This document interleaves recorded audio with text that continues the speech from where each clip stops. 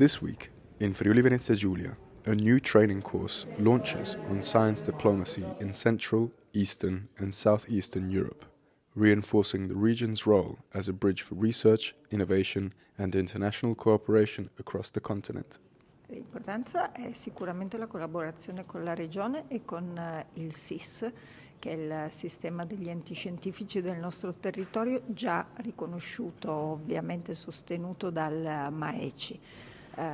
Tutti gli affari diplomatici in maniera sempre più forte determinano spinte e proiezioni anche a livello geopolitico, e questo è il motivo per cui una città e una regione che si concentra su scienza e ricerca ha bisogno di affinare tutti i suoi strumenti. Grazie all'INCE abbiamo la possibilità di ampliare l'azione su un territorio più vasto, mettendo a disposizione le nostre grandi competenze, i nostri enti di ricerca a livello internazionale che qui sono insediati. La diplomazia scientifica è parte integrante della diplomazia. Dai tempi della guerra fredda sia Kennedy che Khrushchev utilizzavano la scienza per le loro relazioni internazionali e quindi fa parte a tutti gli effetti del mondo diplomatico.